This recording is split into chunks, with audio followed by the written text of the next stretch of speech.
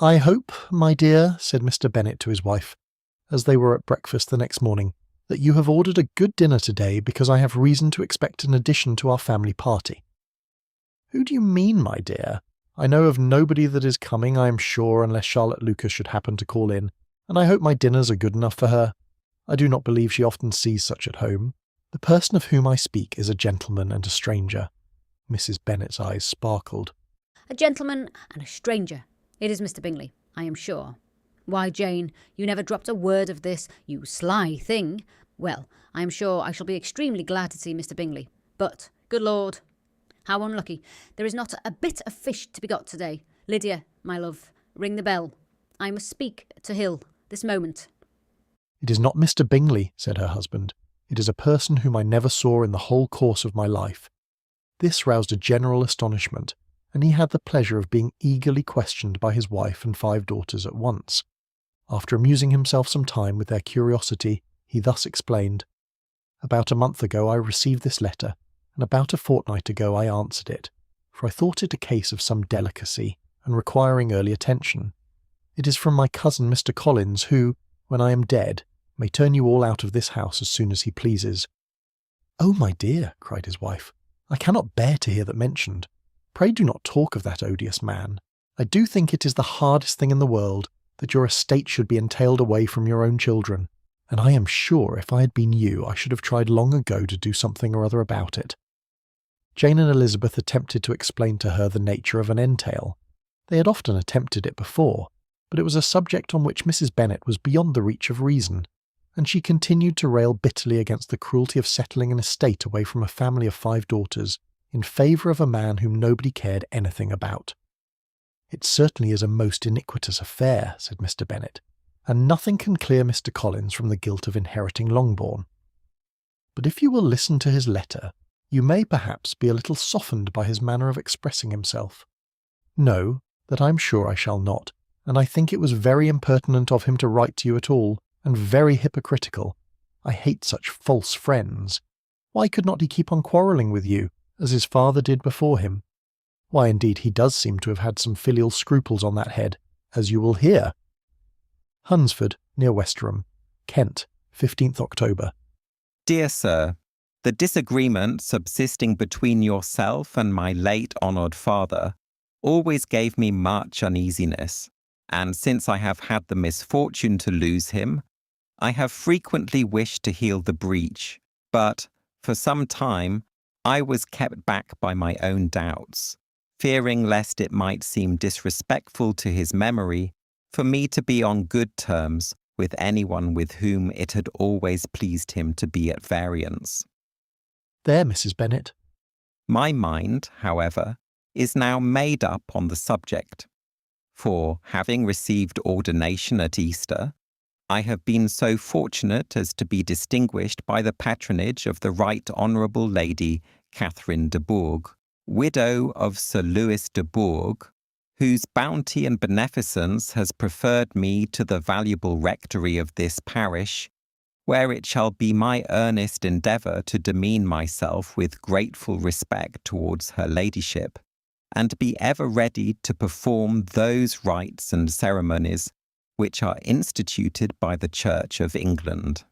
As a clergyman, moreover, I feel it my duty to promote and establish the blessing of peace in all families within the reach of my influence, and on these grounds I flatter myself that my present overtures of goodwill are highly commendable, and that the circumstance of my being next in the entail of Longbourn estate will be kindly overlooked on your side, and not lead you to reject the offered olive branch.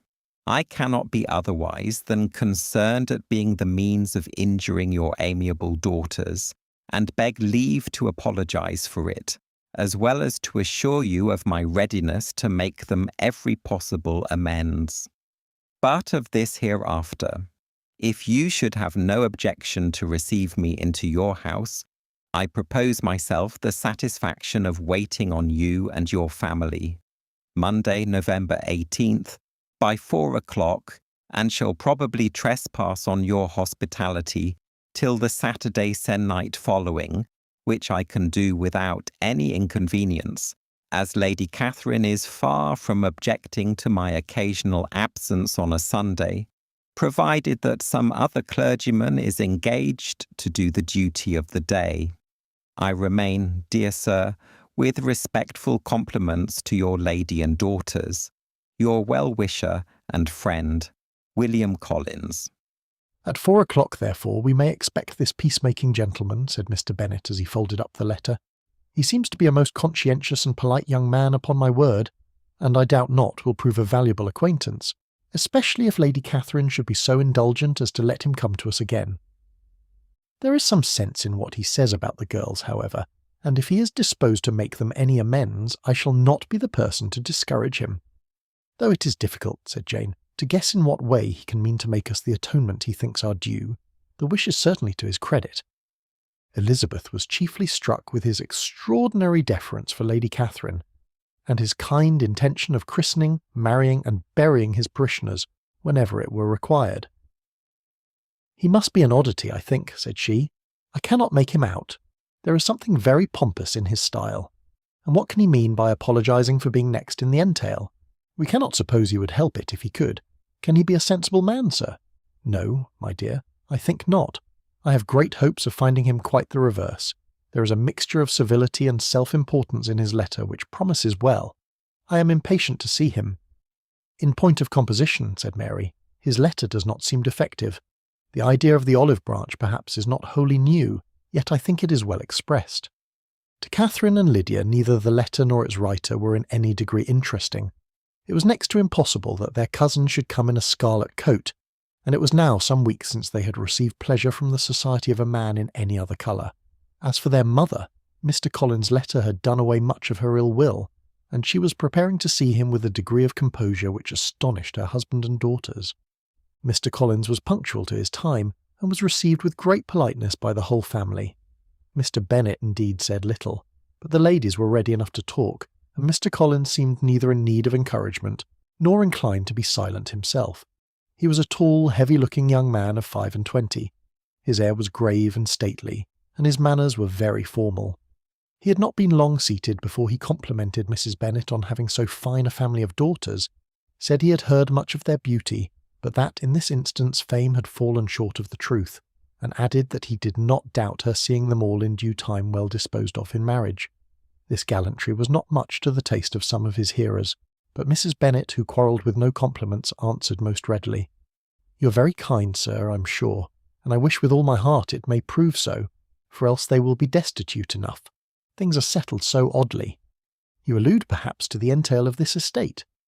"Ah, sir, I do indeed. It is a grievous affair to my poor girls, you must confess. Not that I mean to find fault with you, for such things, I know, are all chance in this world. There is no knowing how estates will go when once they come to be entailed. I am very sensible, madam, of the hardship to my fair cousins, and could say much on the subject, but that I am cautious of appearing forward and precipitate. But I can assure the young ladies that I come prepared to admire them. At present I will not say more, but perhaps when we are better acquainted—" He was interrupted by a summons to dinner, and the girls smiled on each other. They were not the only objects of Mr. Collins' admiration. The hall, the dining-room, and all its furniture were examined and praised, and his commendation of everything would have touched Mrs. Bennet's heart, but for the mortifying supposition of his viewing it all as his own future property. The dinner, too, in its turn, was highly admired, and he begged to know to which of his fair cousins the excellence of its cookery was owing. But here he was set right by Mrs. Bennet, who assured him, with some asperity, that they were very well able to keep a good cook, and that her daughters had nothing to do in the kitchen. He begged pardon for having displeased her. In a softened tone she declared herself not at all offended, but he continued to apologise for about a quarter of an hour.